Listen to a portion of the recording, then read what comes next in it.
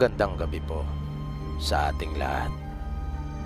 Bago natin pasimulan ang ating kwento, ay hayaan niyong batiin ko muna kayo ng isang matiwasay at mapayapang gabi saang panig man kayo ng mundo naroroon. At tulad po ng dati, ay hangad ko pong lagi na sana po'y nasa mabuti kayong kalagayan, ligtas sa anumang uri ng kapamakan at karamdaman.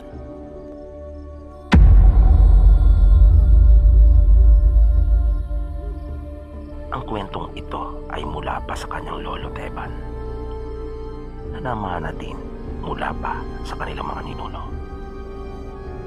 Pagkukwento ng kanyang lolo, ito ay naganap mahigit 1 siglo na ang nakakalipas. Tungkol ito sa isa nilang ninuno na ang pangalan ay Felipe, at sa isang malupit na Kastila na kapitan ng hukbo. Noong mga panahong iyon ay matindi na ang alitan sa pagitan ng mga Pilipino at Kastila, dahil na rin sa mga pang-aabuso ng mga dayuhan. Kasama na dito yung hindi pantay na pagtingin sa mga karaniwan nating mga kababayan, na sa tuwing magkakaroon ng gusot ay agad na pinapanigan ang mga Kastila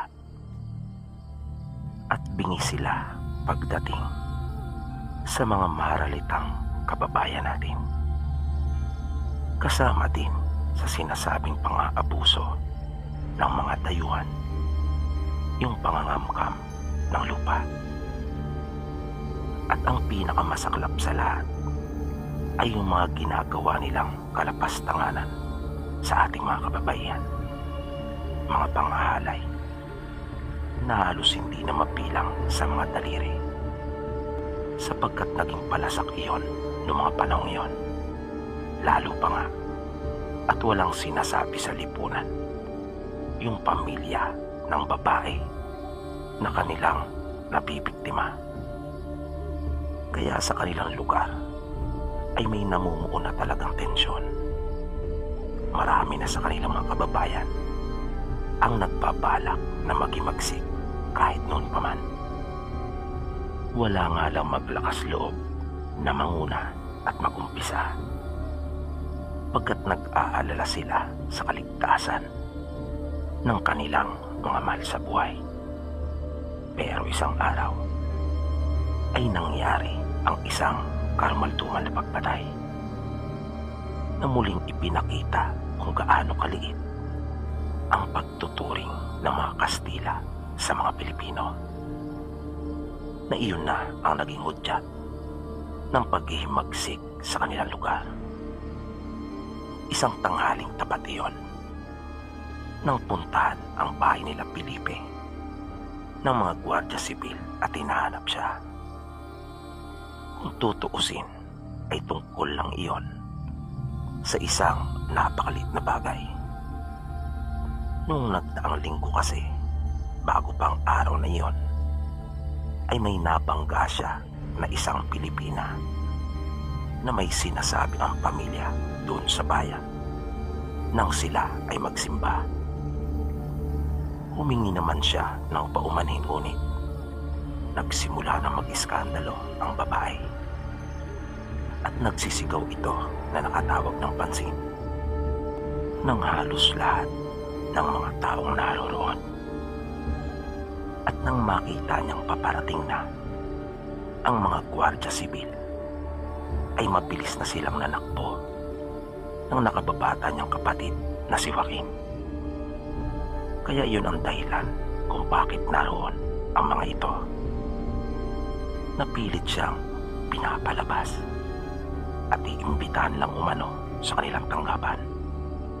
Bagay na hindi naman pinaniniwalaan ng kanyang ama, pagkat kilalang bayolente ang mga ito.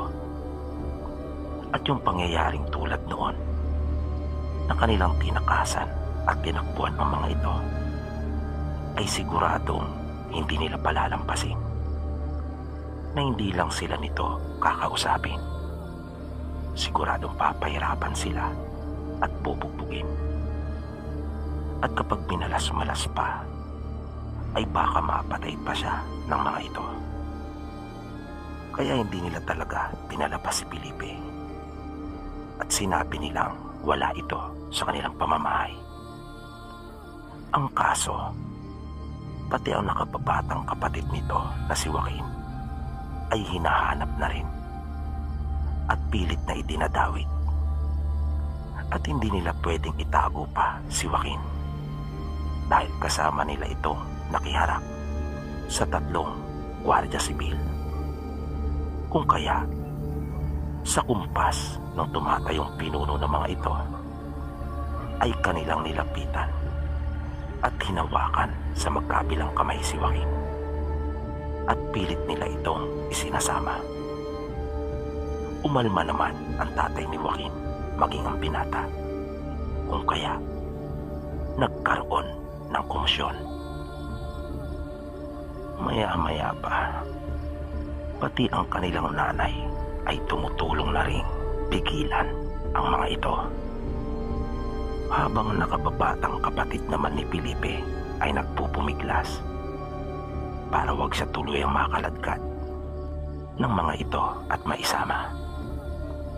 Nang bigla na lamang kinulatan ng isa sa mga ito ang tatay nila, dahilan para bumagsak ito sa lupa.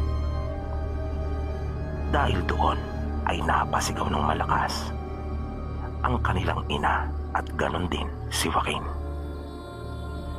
Nung mga sandaling iyon naman ay nakasilip na pala si Felipe mula sa siwang sa loob ng kanilang bahay. Naikuyom niya ang kanyang mga palad dahil sa nakitang sinapit ng kanilang ama. Tumayo na siya upang saklolohan ang kanyang pamilya. Pero 2 magkakasunod na putok ng baril ang kanyang narinig.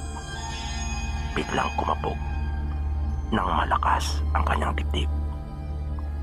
Di pa man niya nakikita kung ano ang nangyari, ay napatakbo na siya sa kanilang kusina at kinuha ang isang itak na nakasabit doon. Nagmamadali siyang lumabas ng kanilang bahay at para bang wala na siyang nakikitang iba maliban sa mga nakatayong gwardiya sibil na iyon. Nang pinaka-leader ng mga ito ay hawak na rin sa kamay ang kanyang baril at nakatutok na sa ulo ni Joaquin. Mabilis niyang dinaluhong ang mga ito at walang pag-aalinlangang pinagtataga. Nananlaki na lamang ang kanilang mga mata nang makita ang mataalas na itak na tatama na sa kanila.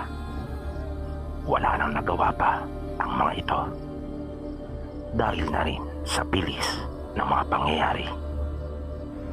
Masyado silang naging kampante na ang buong akala ay wala ng ibang taong naroon.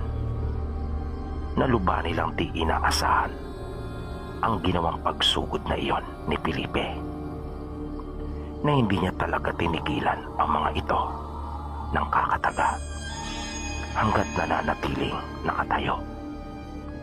Kaya halos magkakasunod silang bumagsak nang huminto si Felipe.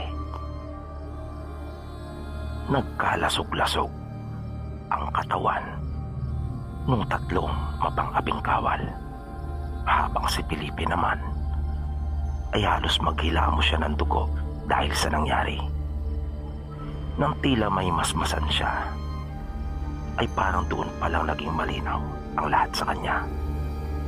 Nakita niya ang kanilang mga magulang na nakantusay sa lupa at wala na ring mga buhay na naliligo sa sarili nilang mga dugo. Narinig niya ang kanyang kapatid na nagtanong kung ano na raw ang kanilang gagawin.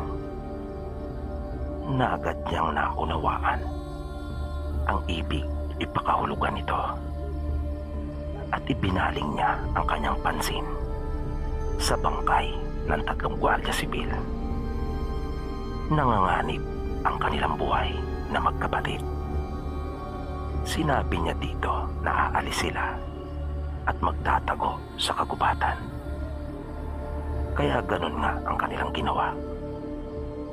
Matapos na mailibing ang kanilang mga magulang, ay dinala nila yung mga mahalaga nilang kasangkapan. Kailangan nilang magmadali, sapagkat anumang oras ay baka may dumating na ng mga kasamaan ng naunang tatlo.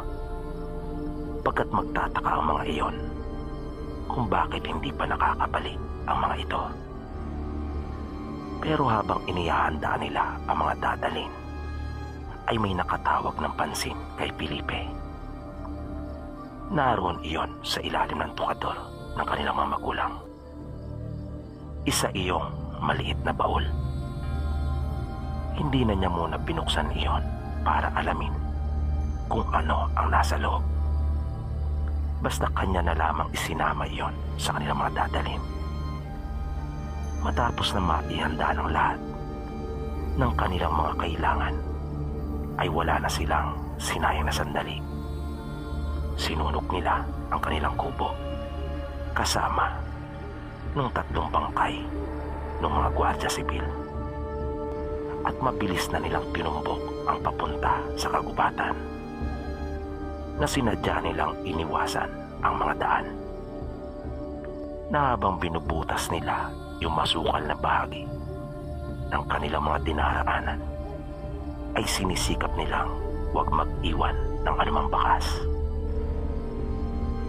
para hindi sila matunton at masundan. Malayo ang kanilang naging paglalakbay, at nang makakita sila Felipe ng angkop na lugar, ay saka pa lamang sila nagpasyang huminto. Doon sila magtatayo ng kubo na kanilang matitirahan. Ilang linggo ang lumipas, ay hindi pa rin mawala sa isipan nilang magkapatid yung sinapit ng kanilang mga magulang. Bawat araw na lumilipas ay para yung isang mabigat na pasan na kailangan nilang batayin na magkapatid. Sinimulan na rin nilang linangin yung lupa sa palibot ng kanilang tirahan. At dahil sanay naman sila sa mga ganong gawain, kung kaya hindi naman sila nahirapan. Sinubukan din ni Felipe na manghuli ng mga hayop na ligaw, at sinikap niyang mahuli ang mga ito ng buhay upang maalagaan at maparami.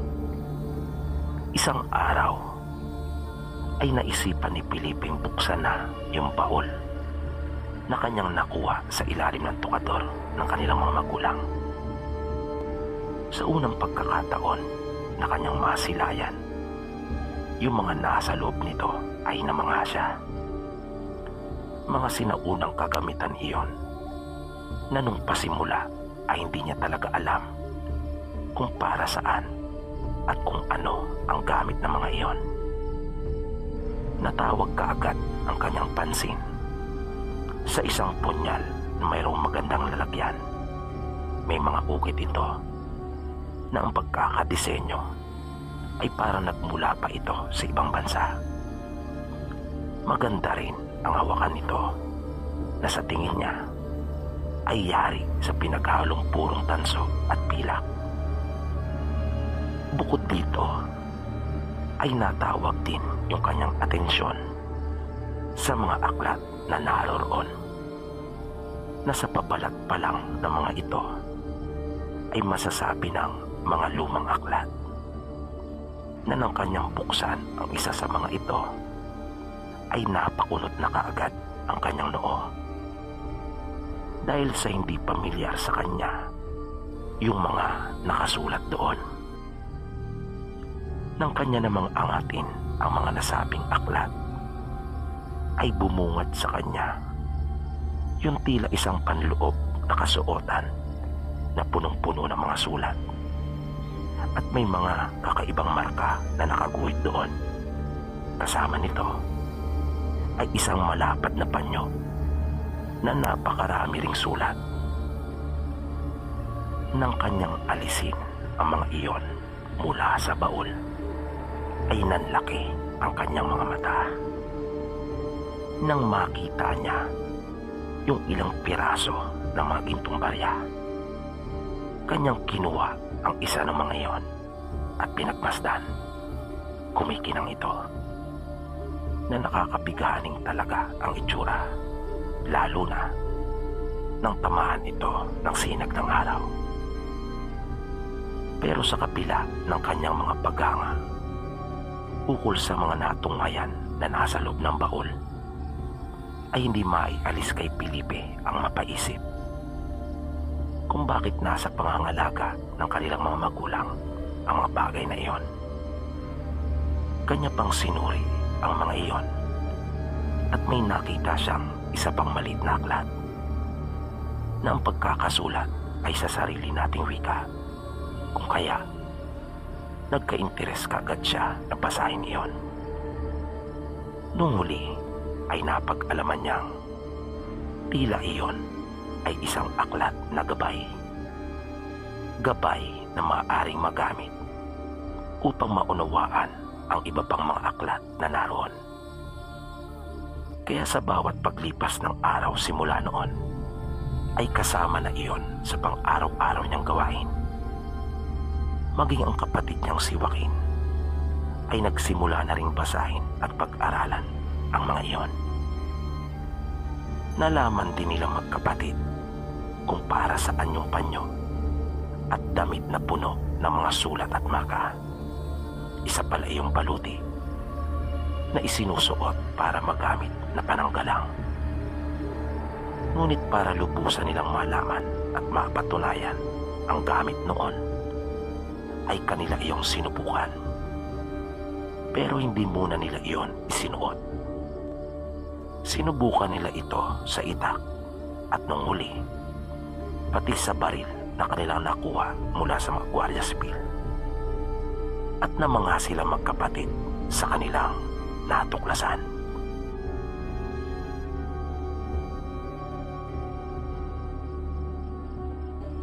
Gusto ko lang po ibahagi yung naging karanasan ng tatay ko nung siya ay binata pa.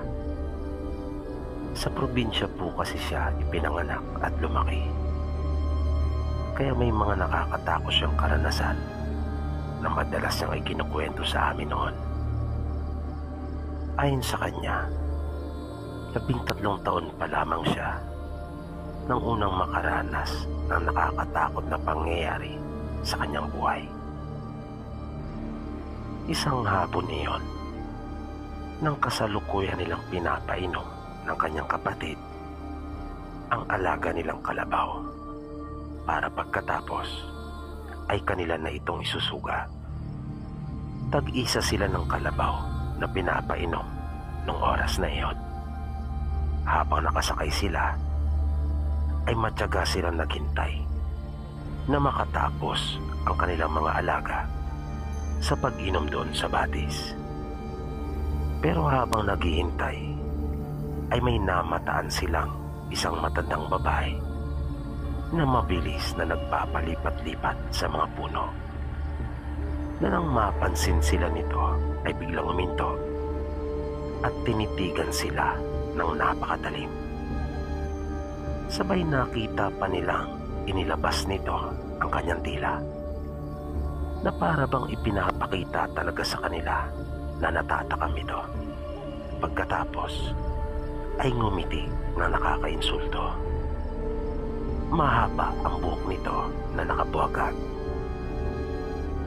na nakita nilang tila mayroon iyong buhay na siyang tumutulong sa kanya para mabilis na makapagpalipat-lipat.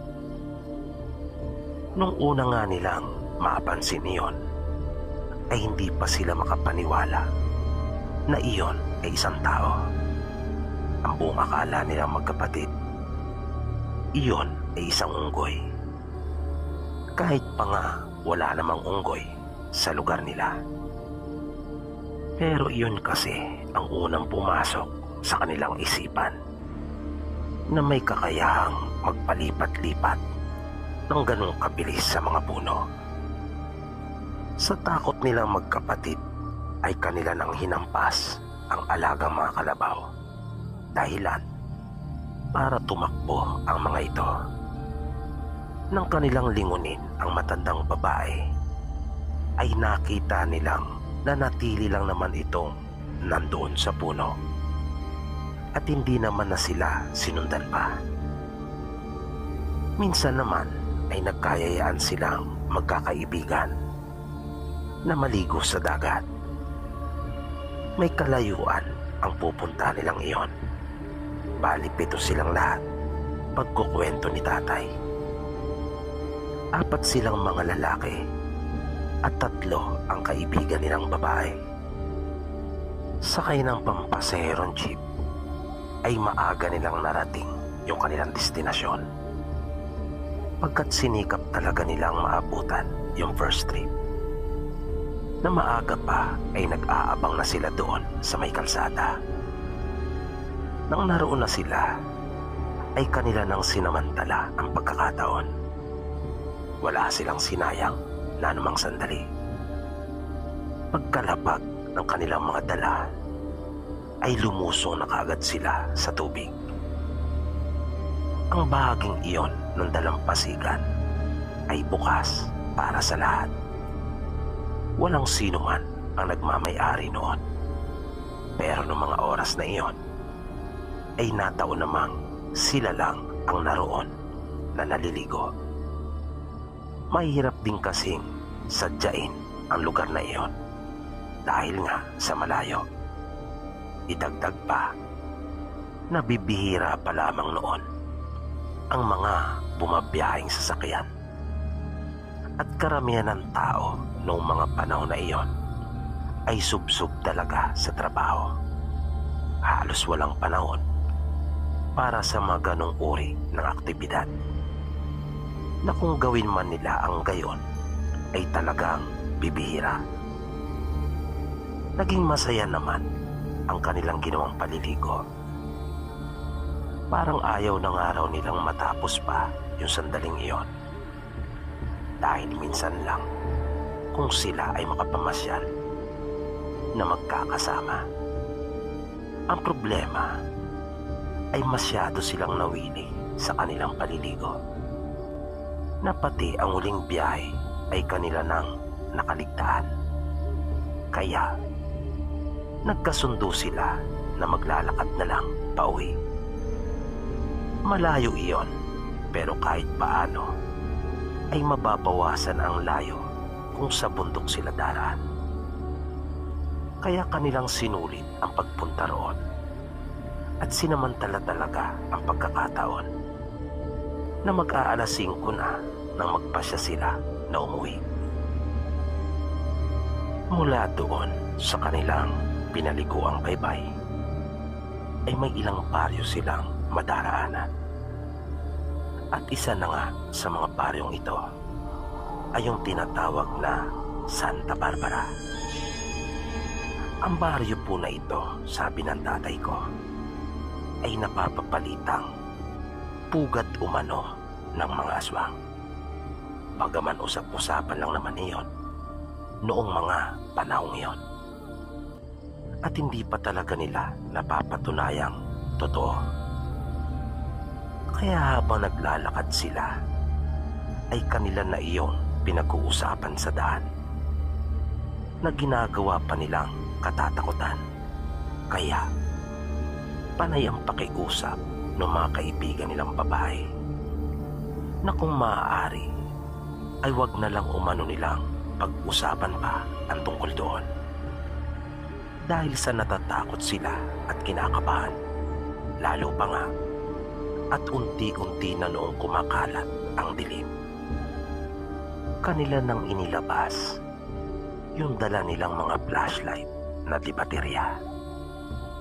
Kaya hindi naman naging mahirap para sa kanila ang paglalakad kahit na madilim.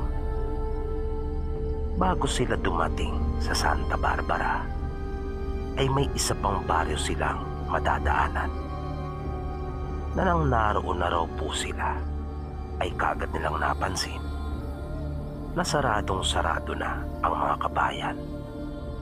Wala silang nakitang nakabukas na kahit isang pinto o bintana. At walang nakabukas kahit na isa man lang ilaw. Kaya naisip nila na marahil ay totoo nga talaga ang kumakalat na balita tungkol sa Santa Barbara. Na kaya marahil saradong-sarado na ang mga bahay sa katabing baryo nito ay dahil sa takot ang mga tao. Nang nasa dulong bahagi na sila ng baryong iyon at kanila nang lilisanin, ay bigla na lang silang nagulat nang makakita sila ng 3 katao na parang nag-aabang doon nang mahagip iyon ng kanilang ilaw. Na nang mapansin sila ay agad na napalingon ang mga ito. At doon na sila tuluyang natakot. Pagkat kitang-kita nila ang nakakatakot na mga mukha nila. Namumutla ang mga ito na nangingitim ang palibot ng kanilang mga mata, na masasabi mo kaagad sa unang pagkakatingin pa lang na hindi sila mga normal at karaniwan, na may kung anong masamang espiritu na lumulukob sa mga ito. At mararamdaman mo kaagad na hindi gagawa ng mabuti. At ang mas ikinagimbal pa lalo nila ay nang umangil na ang mga ito. Kung kaya, nakita talaga nila ang matutulis nilang mga ngipin at pangil. Nasabi pa ng tatay ko, kasabay noon ay yung pagtulo pa ng kanilang malalapot na laway. Na kung wala kang kaalam-alam tungkol sa mga ganong pangyayari, ay baka akalain mo lang umanong may diferensya ang mga ito sa kanilang pag-iisip. Dahil doon ay mabilis na silang nanakbo, na yung mga babae nilang kasama ay walang tigil sa kakatiling at sigaw. Nakita pa raw nilang sumunod ang mga ito sa kanila, na habang hinahabol sila ay lumilikha pa ng nakakakilabot na tunog. Tunog na para bang nagtatawag. Nagkabigtas-bigtas ang kanilang mga tsinelas. Kung kaya, kanila na lang iniwan iyon sa daan. Noon kasi ay lubang napakahalaga ng tsinelas, na dahil pa nga sa hirap ng buhay doon sa kanila, ang iba ay hindi makabili. Kaya yung ibang mapalad na mayroong tsinelas ay iniingatang talaga. Hanggat pwede pang gamitin ay hindi talaga itinatapon. Kahit pigtal na nga kung minsan ay talagang ginagawan pa rin ng paraan para may magamit lang. Pero nung sandaling iyon ay binaliwala na lang nilang lahat iyon. Di na nila inisip pa ang tungkol doon. Kanila nang iniwan sa daan ang mga tsinelas. Lalo pa nga at nakakasagabal ito sa ginagawa nilang pagtakbo. Sabi ni tatay, pagtawid nila sa isang maliit na tulay na siyang pinaka-boundary ng 2 baryo, ay nagawa nilang makadampot ng mga bato. Kaya kanilang pinaulanan ng bato ang mga ito, habang yung mga kasama naman nilang babae ay panay ang pagsigaw na humingi ng tulong. At nakita nilang nagdatingan na yung iba pang mga aswang na bunga ng ginawang pagtawag ng 3. Pero hindi naman sila tatay nagpadaig sa takot. Hindi sila tumigil sa pagbato sa kanila. Na napansin nilang nag-aatubili ring tumawid sa tulay ang mga aswang, hanggang sa makakita sila ng mga ilaw at nakarinig ng mga boses.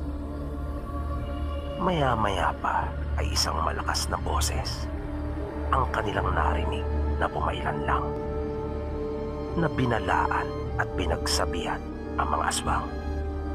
Nakita nila tatay na isa-isang nagpulasan ang mga iyon.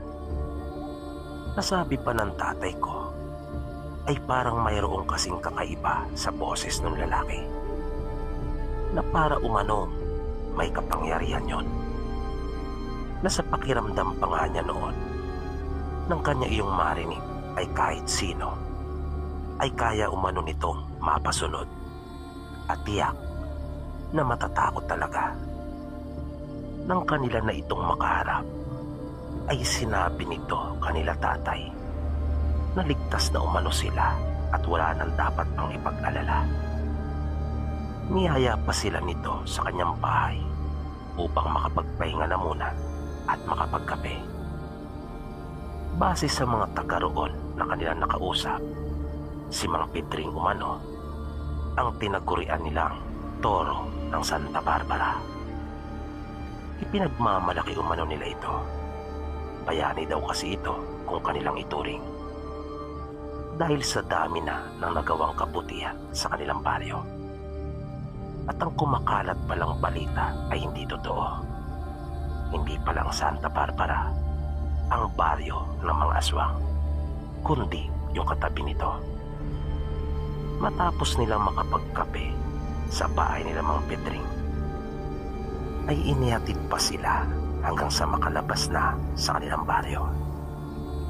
At naging maayos naman ang kanilang naging pag-uwi. Nasabit nila ng payapa ang kanya-kanyang tahanan. Simula noon ay kanila nang iniwasan ang baryo ng Santa Monica, pagkat iyon pala talaga ang totoong baryo na pinamumugaran ng mga aswang at hindi ang Santa Barbara.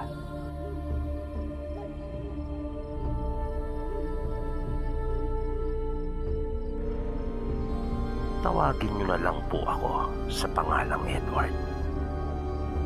Ilang buwan na rin akong nakikinig sa inyong programa, kaya naisipan ko ring ipadala ang aking mga karanasan at nalalaman. Ang una kong natatandaan na kababalaghang naranasan ko ay nung nag-aaral pa po ako. High school ako noon, nang ang isa naming kaklase ay sabihan. Hindi malinaw sa amin kung anong masamang espiritu yung sumabi sa kanya. Pero hindi ito ordinaryong pagsabi lang, dahil nasaksihan talaga namin yung malakas na kapangyarihan noon, na habang nagwawala siya sa loob ng aming silid-aralan, bawat madaanan niyang bintana ay talagang nababasag yung mga salamin. Kaya takang-taka kami, dahil wala namang humahawak doon. Basta kusa lang iyong nababasag, na sa lakas pa nga noon ay para talagang sumasabog. At nang minsang dalawin namin siya sa kanilang bahay, ay nakita namin ang pagbabago sa kanyang mukha. Tinubuan siya ng mga buhok at naging mabalasig na nakakatakot talaga. Idagdag pa yung pagbabago ng kanyang boses, na mahalata mo talagang hindi na siya ang nagsasalita para sa kanyang sarili. Naawa kaming mga kaibigan at kaklase niya sa kanya dahil nakatali siya. Ginawa daw iyon ng mga magulang niya sapagkat nagwawala daw ito. Sa kasawiang palad, lumuba ang kalagayan ni Clarissa at hindi na ito nagamot pa. At sa mura niyang edad ay namatay po ang aming kaklase. Nanghinayang talaga kami sa kanya. Maganda pa naman si Clarissa. Siya ang madalas pa nga naming ipinanglalaban noon sa mga beauty contest. At isa rin ito sa mga inaasahan talaga sa klase namin. dahil matalino rin si Clarissa. Kaya nang nakipaglibing kami, ay ramdam na ramdam namin yung pagdadalamhati ng kanyang mga magulang. Kaya, nung masaksihan ko yung mga bagay na iyan, ay nasabi ko talaga sa aking sarili na may mga nangyayari pala talaga dito sa mundo na mahirap ipaliwanag. Mga pangyayaring hindi mo araw-araw na nakikita at pangkaraniwan. Makalipas ang ilang taon, ay muli akong nakasaksi ng isang hindi pangkaraniwang pangyayari. Noong mga panahong ito, ay kasalukuyan na ako nag-aaral sa kolehiyo. Dahil sa dami ng mga ginagawa namin sa paaralan, ay kadalasang ginagabi na ako ng pag-uwi. Wala kasi akong sariling computer noon at dumadayo pa ako sa bahay ng kaklase ko sa San Juan para doon makigamit. Kaya pagkagaling namin sa aming paaralan ay dumidiretso kami sa kanila.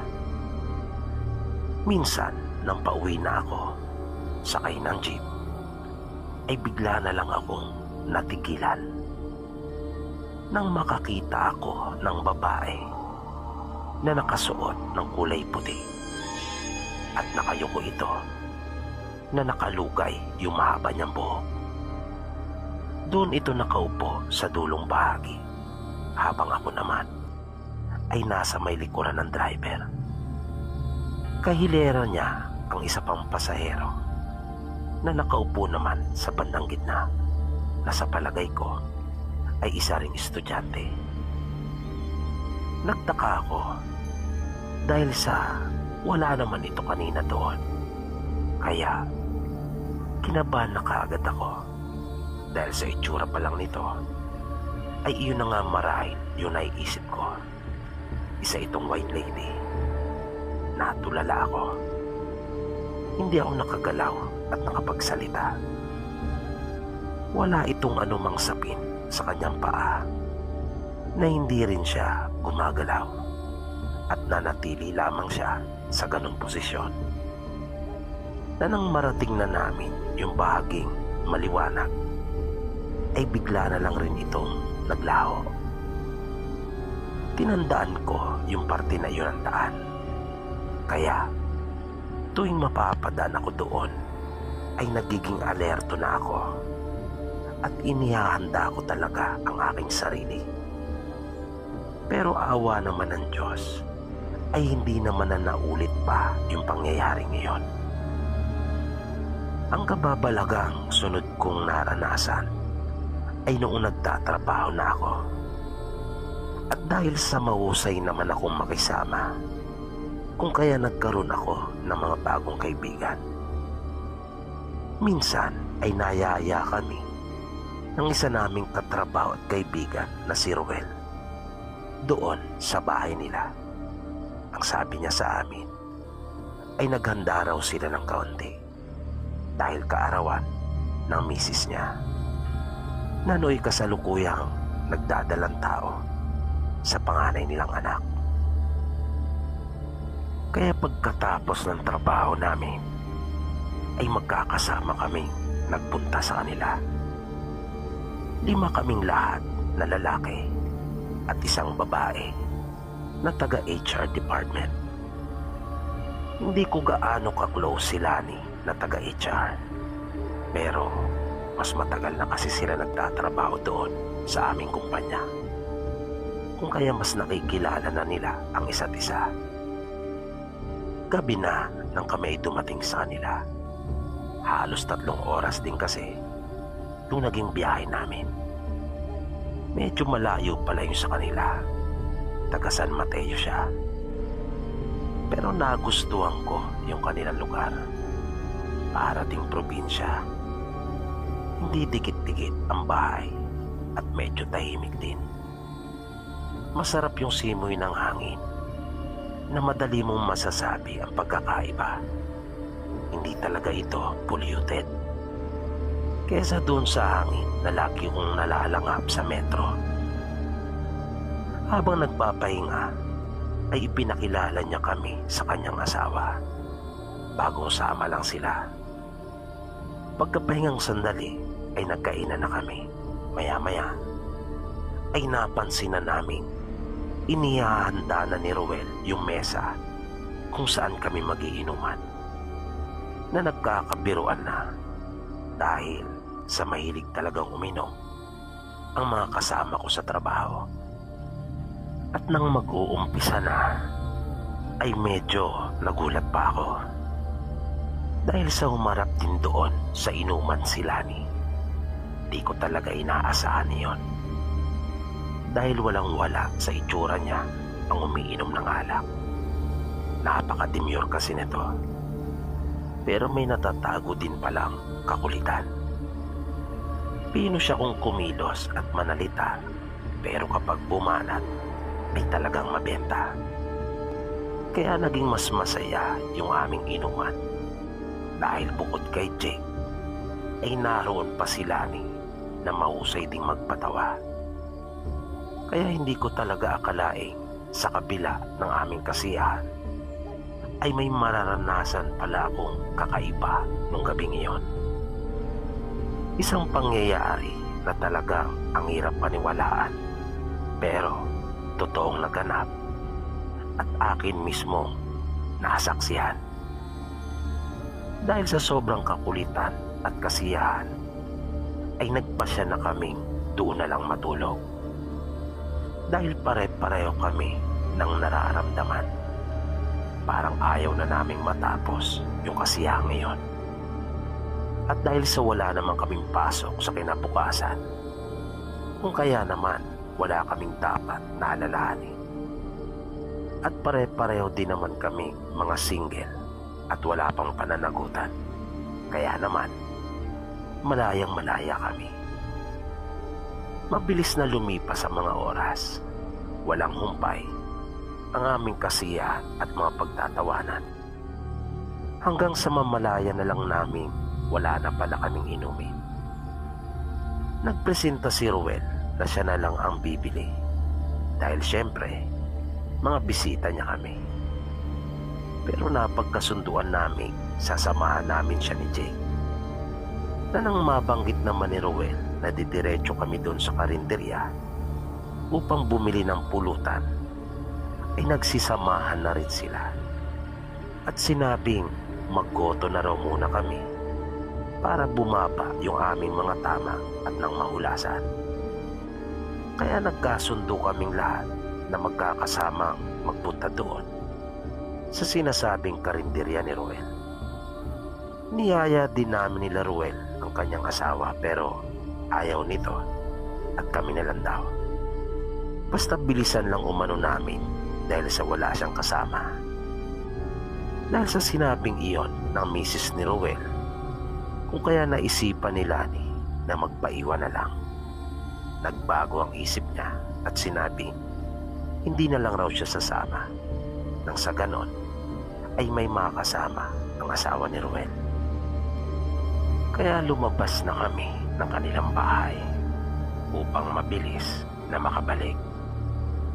Habang nasa daan ay masaya pa kaming nagkukwentuhan. Nang bigla akong makarinig ng parang mayroong humihingal at ito ay sumusunod sa amin. Mabilis na nagtayuan yung mga balahibo ko sa katawan. Pinakiramdaman ko yung mga kasama ko. Patuloy lang silang nag-uusap at parang wala silang napapansin. Hindi muna ako umimik. Patuloy lang akong nakiramdam habang sumusunod sa kanila. Hanggang sa bigla na lang ring nawala yung tunog na naririnig ko. Pero nagulat kami nang matanaw namin sa unahan ang isang tao na nung una ang akala namin ay dumudumi lang ito doon sa damuhan. Naroon siya sa may gilid ng daan. nakatingala pa ito na kahit ako ang buong akala ko talaga ay nagbabawas lang. Pero nang dumiretso kami, ay doon na namin nakita yung nakakatakot nitong itsura nang bigla itong lumingon. Kaya sa takot at pagkabigla na rin, ay nagsitakbuhan kaming pabalik. Pagdating namin sa kanila, ay tanggal na pare-pareho yung mga tama namin. Naglabasan na rin yung aming mga pawis. Napabirong nasabi pa ni Jay na hindi na pala kailangan yung goto para magpahulas. Pero nung amin nang pinag-uusapan iyon, ay nagkaroon na kami ng iba't ibang pananaw tungkol sa aming nakita. Ang sabi ng isa naming kaibigan ay baka lasing lang. Yung isa naman, ang sabi ay baka isa lang adik. Pero kitang-kita namin pare-pareho. Nakakaiba talaga yung kanyang itsura. Na nakakatulad talaga ng mga lumalabas sa pelikula ng mga aswang. Pero dahil nga sa hindi iyon nangyayari madalas, kung kaya pilit namin iyong binibigyan ng paliwanag. Dahil karamihan din sa amin ay hindi naman talaga naniniwala pagdating sa mga aswang. Pero sa tingin ko ay hindi lang iisa yung aswang na gumagala sa kanila. Sa pagkakaunawa ko ay iba yung aming nakita sa naramdaman ko nung naglalakad pa lang kami. Inabutan na kami ng madaling araw na walang ibang pinag-uusapan kundi yun tungkol sa aming nakita. Yun ang nagsilbi naming inumin at pulutan. Na yung asawa ni Ruel ay hindi na rin nangimik na magkwento ng kanyang mga nararamdaman sa tuwing siya lang ang nasa bahay. Pagsasalaysay nito sa amin ay may nararamdaman nga rin umano siya na umaali-aligid sa labas ng kanilang bahay tuwing gabi, lalo na kapag wala pa si Ruel. At lumakas nga yung aming hinala na aswang nga talaga yung aming nakita nung nagpunta kami sa bahay nila Ruel. Dahil makaraan lang ang ilang buwan ay aming nabalitaan na nakunan ang kanyang asawa. Pero sabi ni Ruel, bago yun mangyari, ay ilang gabi nang may nararamdaman sila mag-asawa na parang laging mayroong nasa kanilang bubungan. Na kapag kanya yung sinisigawan at sinusundot ng walis yung kanilang bubong, ay naririnig pa niya yung pagbagsak nito sa lupa na tumatalon iyon mula doon. At tandang-tanda umano niya na nung gabing iyon ay nakakita siya ng isang malaking pusa na papalapit sa kanilang bahay na kanya nang isasara yung bintana. At nung madaling araw ay iyon na nga ang nangyari. Nagising na lang siya dahil sa malakas na pagsigaw ng kanyang asawa. Na nang siya ay bumangon ay nakita na niya yung nagkalat na dugo sa kanilang higaan. Sabi ng asawa niya, naramdaman na lang nito na parang sinugatan yung loob ng kanyang puwerta. Kung kaya, nagising siya at napasigaw. May nakita pa raw ito na isang tao na nakatalikod, na ayon pa sa kanyang paglalarawan, ay nangingintab pa umano yung likod. Pero maging siya ay naguguluhan.